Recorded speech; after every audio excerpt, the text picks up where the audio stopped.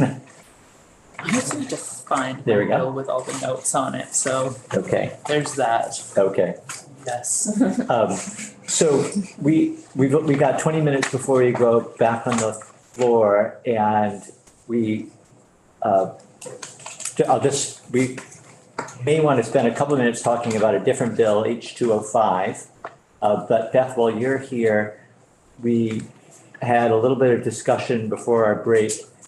And I think we're at a place where we have pretty much a consensus on what we'd like the bill to look like, that we try and pass out anyway. So the first part was the section where you had language repeated, the definitions of the supplements. I think we're okay just leaving that the way it is. Okay. Yeah. The last section, I think we're feeling we'll just cut that. The study. Rest, yep. And the appropriation section. Okay. Which we talked about before. Am I missing anything? So, John? What was happening with that last section? What was it, 6? So the section, and I'm not looking at it here, I need to pull it up. The report or the study.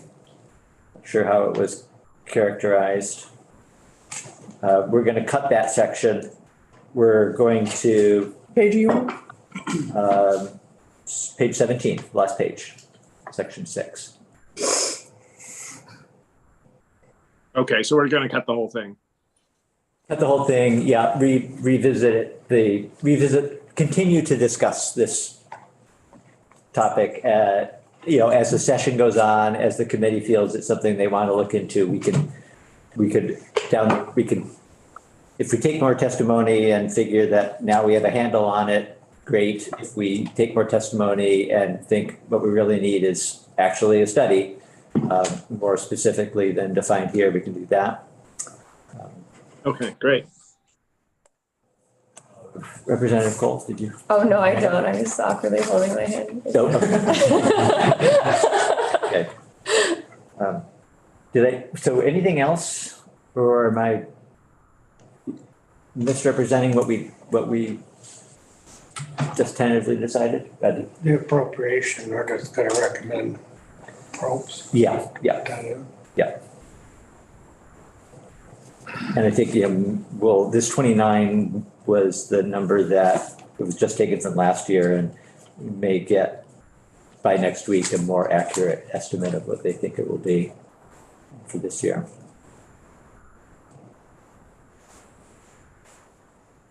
Okay, I think then that's it, Beth. And we're going to schedule this tomorrow for a committee vote. But we have the floor at 9:30, and not everyone can be here after that, so we're hoping to do it at 9.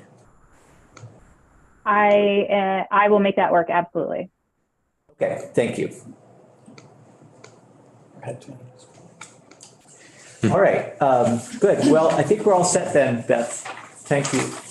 Great, and I just want to confirm no other changes regarding the pre-K section. Right. Okay.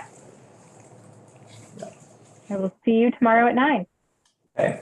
Thank you. Thank you. Thank you. Thank you. Good. So while we have a few more minutes, we've got so H205, and we're just gonna have a quick conversation, I think, because we're hoping that Ledge Council can come back to us next week with some changes. I'm going to let you drive this conversation. Okay. Representative Supernaut. Yes. So just for clarification, H205 is the bill that proposes to establish a diversification and transition grant program at the Agency of Agriculture, and it has an appropriation of $250,000. that would go to small farm operations as defined by the required agricultural practices. And the conversations that we were having out of this committee led us to understand that we need a little bit more clarity around a few pieces, and we were cut short last time we had the conversation. So prior to all of my submission to Ledge Council, I wanted to touch base with the committee in terms of the question around eligibility. There's a statement in there that proposes to have the grant funds administered on a first come, first served basis. However, it was mentioned that perhaps that might not be the most effective or equitable way to distribute that funding. And equally, we wanted to ensure that the maximum number of small farms are getting that grant funding. So perhaps establishing a cap, whether that be up to $10,000 for a proposed project for a small farm, to ensure that that $250,000 is spread out over a wide variety of farms. And I just wanted to ask those members or all who had feelings on that to submit them so I can get that in there. Submit them like now. Yes, well, that is what I was waiting on. There was, otherwise we will leave it as is because yes, but. Wait, sorry. Representative Rice. I would be interested, I think I heard mention of perhaps taking some testimony from farmers who would be among the potential applicant pool on Yes, this, and I would be interested in hearing if, thoughts from them on sort of what an effective amount, I don't wanna set a cap and then have, half the projects that we're really trying to target with this be, over the cap, and essentially you're then creating a match requirement without actually having a match requirement because you'd be asking people to contribute. So right. I would be interested in hearing some information to, I think probably it's a good idea to establish some kind of cap so that you don't have a single $250,000 project, Right. but I would want to hear more before sort of being able to confidently say what that maybe should be. Can you just yes to having it first come, first serve, or no? I got a little confused. As the bill is currently written, it is as first come, first come, or first come, first serve. But we want to shift that to be more equitable. Okay, because I don't know. Perhaps that Yeah, would demonstrate that there is not enough going out to let farmers know that this is even available. And that is not what we want to be present. okay. I was curious again about eligibility, and originally I thought that this was going to be for conventional dairy farmers who need to transition out of that, but now it sounds like any small farmer who wants to transition. As the bill was written, it is just from one form of farming to another form of farming. And that can be in the form of transition or diversification. And the last time there was questions around what are the definitions of transition and diversification for those guidelines. But it is not specifically for dairy, but it is the idea that perhaps dairy could benefit if they were looking to diversify or transition, but not only them. I would almost, given how rough things are for dairy, I would almost say like this should be specified for dairy people. I mean, you may disagree, but I mean, that's kind of my feeling about it. I mean, I'm not sure that it could be included my feelings can be included in the bill, but it's just my feeling. Well, Rodney, yeah. It could be more than just transitioning out of dairy. I mean, it could be if you wanted to get cheese making equipment, Yeah. add value, value added or pasteurizers, like Yes. public or something like that. Thank you. I think it would be narrow in scope to limit it just to dairy. I think that, yeah. There's a couple other things in there.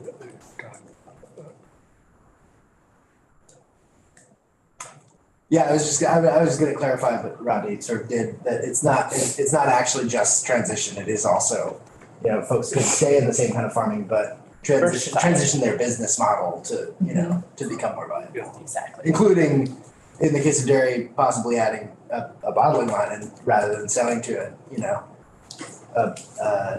organic Valley or whatever, plywood and sell their own, market their own product. Is this for small farmers? This is only for certified small farms and small farms that are defined through the RAPs. Okay. Yes. So on that same note of diversification and transition, is it helpful to have an inclusion in the bill that has a definition of what those two are with, I don't want to limit potential projects is the thing. We don't want to limit what farmers are hoping to do because I think that there is a wide variety, but we can be perhaps creative in the creation of what those definitions are to form a little bit more clarity. Yes. I don't want to restrict. I totally see where you're coming from and agree. John, I don't know if you want me to call on them. Sure, yeah, go ahead. Okay, John. Thank you, Vice Chair. We heard, I think it was last year, from the executive director, CEO, whatever she is, of Vermont Creamery, and a former Vermont Butter and Cheese, that Vermont could use, 500 goat dairies because they have to import that goat milk right now from Ontario mostly. So how would that work? Say I want to go big, I have a dairy farm, but I want to go into I want a, Ayers-Brook style 500 goat dairy right now. Would they be size and scaled out of this program, or going from dairy to dairy? Would that not count? Just, a real life example like that. How would this work? We are not restricting going from dairy to dairy. I do not know how common that would be. We are restricting, however, the size. So if they fall outside of that size parameter of what is a certified small farm or a small farm operation, then they would be disqualified from the grant. Would it matter what size farm you are now? Like if I had 500 Holsteins right now, but I wanted to downsize to what would be a small certified, does that disqualify me? That is not necessarily specified, but the intent is that you have to, as it stands right now, while you're applying for the grant, be a certified small farm or a small farm operation. So if you are not that while you are applying for the grant, you would not be eligible. So you need to start and end as a small. You have to be a small farm, bar none. What if you're a small farm and you're going to an MFO? That disqualifies you too. The intent of this legislation is not to shift the size of your farming operation in a way that would disqualify you from the original eligibility requirements. And I can make certain that that is clear in the way that it is written, but this is not to expand you outside of the eligibility range of what the grant is intending to do. Right. If that makes sense. Yeah. So, and staying small farm to small certified, no problem, right? Exactly. No problem there. Okay. Thank you. Sure. Representative Pearl. No, I'm good. Cool. Representative Rice.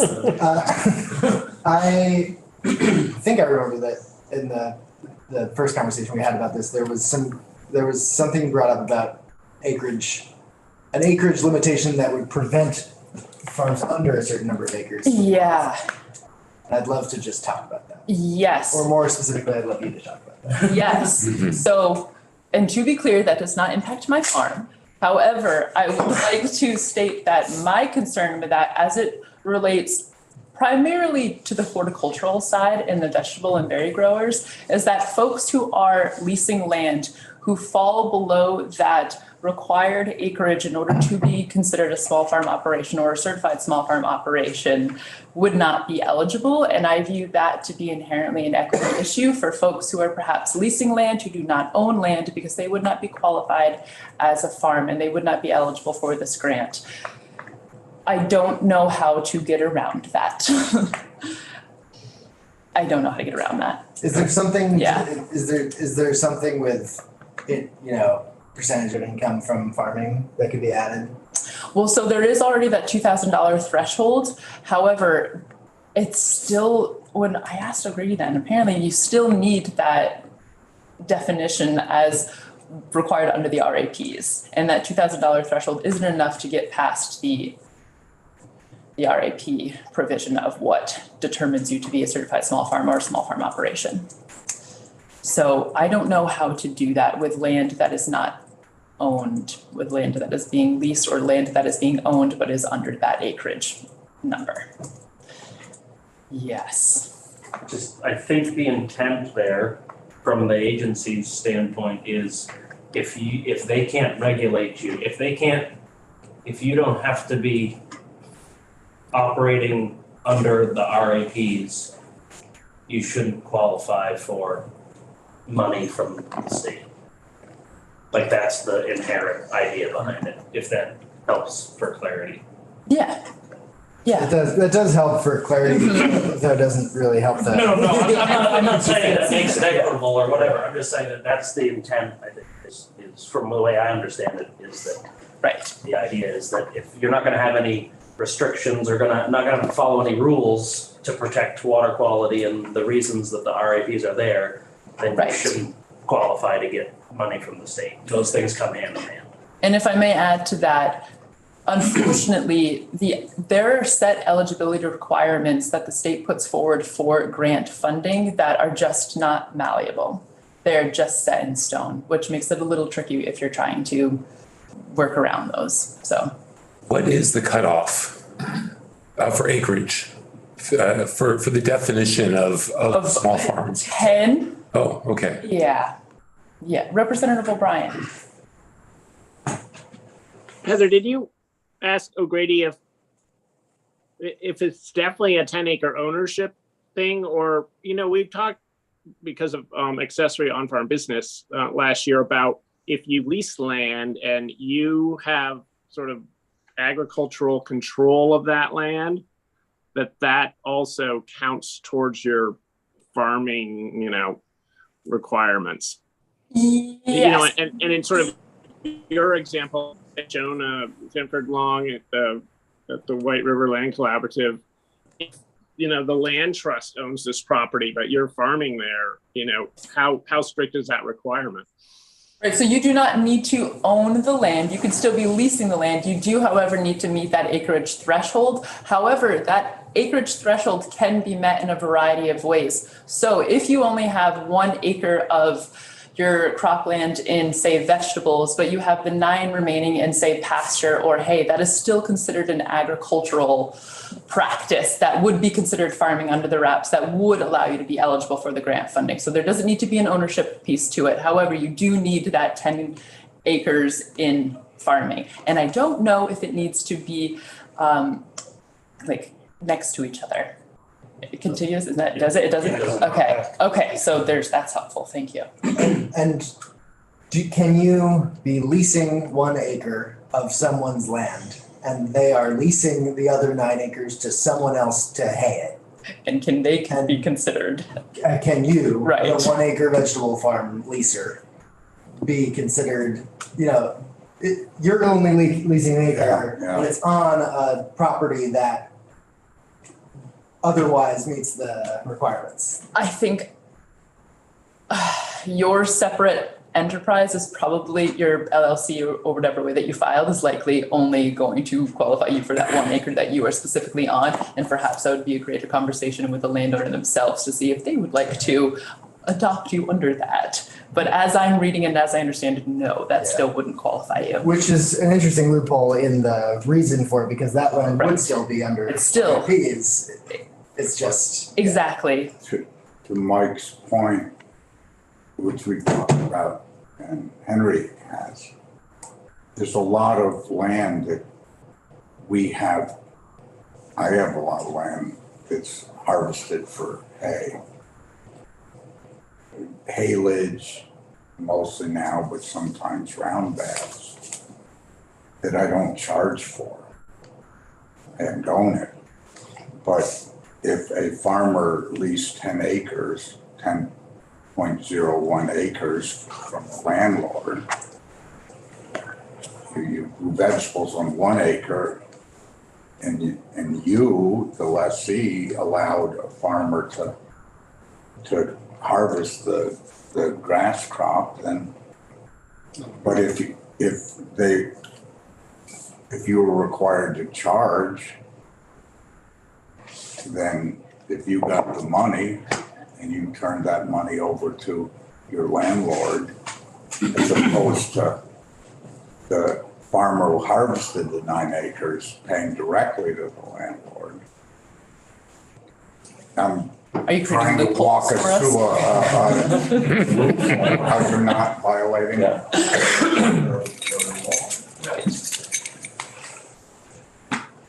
Just noting. We have to go. Flashing light there, yeah. I think I have the majority of what I need that I can to Michael Grady for these questions. And we get the other draft. I look forward to further discussion. Yes. Thank you. Thank you. So don't forget tomorrow, Friday, we'll be here at 9. 9. Not 9:30. And I don't know how long, I don't know what our agenda is like today. So we got There's just one. Okay, so short floor session.